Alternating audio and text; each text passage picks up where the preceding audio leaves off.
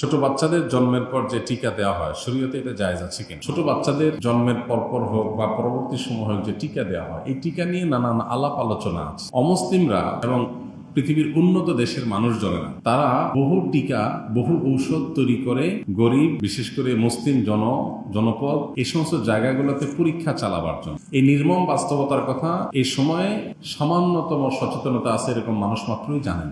যে কোনো একটা মেডিসিন তৈরি করা হয়েছে, এটার বড় ধরনের কোনো সাইড এফেক্ট থাকতে পারে, সেটার পরীক্ষা চালানো হয় কোথায়? গরিব দেশগুলোর উপরে।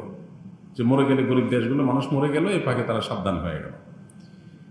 মানবিকতা বলে যারা চিল্লাচিল্লি করে, যারা আমাদেরকে ভালো মন্দের রেখা টেনে দেয়, তাদের আসল রূপ বিভিন্ন কর্মকাণ্ডের মধ্য দিয়ে প্রকাশ পায়। এর মধ্যে এটা একটা, যে আমাদের মতো গরিব দেশগুলোর উপরে তারা বিভিন্ন রকমের পরীক্ষা নিরীক্ষা চালায়।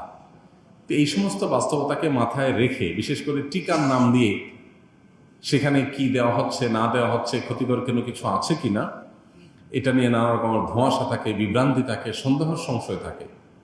এই কারণে যদি কেউ টিকা গ্রহণ না করে, তো সেটার রাইট অবশ্যই তার আছে, বরং কোনো কোনো ক্ষেত্রে সন্দেহ হলে, বিভ্রান্তির সুযোগ থাকলে সেটা থেকে বিরত থাকাটাই বরং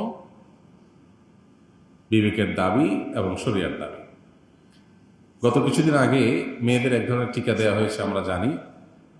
শত শত হাজার হাজার মেয়েরা অসুস্থ হয়ে গেছে সারা দেশে, প্রচুর পরিমাণ পত্রপত্রিকা নিউজ হয়েছে।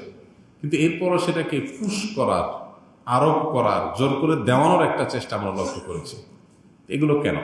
এ বিষয়ে আমাদের সাবধানতা অবলম্বন করা দরকার। তো এই জন্য এই সমস্ত টিকা, বিশেষ করে যেগুলো নিয়ে আমাদের সন্দেহ হয়, সংশয় হয়, বিভ্রান্তি তৈরি হয়, সেগুলো গ্রহণ না করার সুযোগ আছে।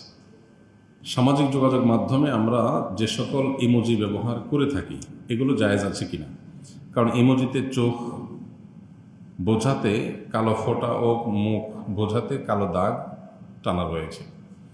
যে সমস্ত ইমোজিগুলো আমরা সোশ্যাল মিডিয়াতে ব্যবহার করি, এগুলো আসলে পূর্ণাঙ্গ কোনো অবয়ব না, পূর্ণাঙ্গ কোনো আকৃতি না।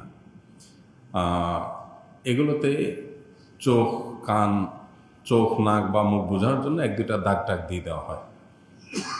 একটা প্রাণীর পরিপূর্ণ আকৃতি হতে পারে, সেটা শুধু ফেস, শুধু কল্লা, পরিপূর্ণ আকৃতি যদি হয় তাহলে সেটা ব্যবহার করা নাজায়েজ, সেটা ব্যবহার করা অনুচিত।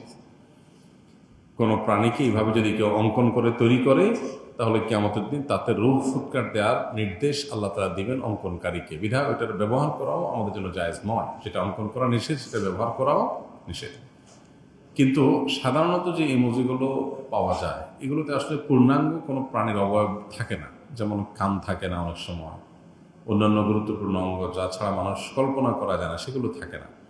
তো এরকম শুধুমাত্র সিম্বলিক কোনো কিছু, যে কোনো রকম মানুষের মাথা বা এই টাইপের কিছু বোঝা যায়, দাগ টাগ দিয়ে কোনো রকম একটা ডামি টাইপ কিছু করা, এরকম যদি হয় তাহলে সেক্ষেত্রে সেটা ব্যবহার করা হারাম হবে না। তারপরেও তাকওয়ার দাবি হবে সতর্কতামূলকভাবে এগুলো থেকে বেঁচে থাকা বা বিরত থাকা।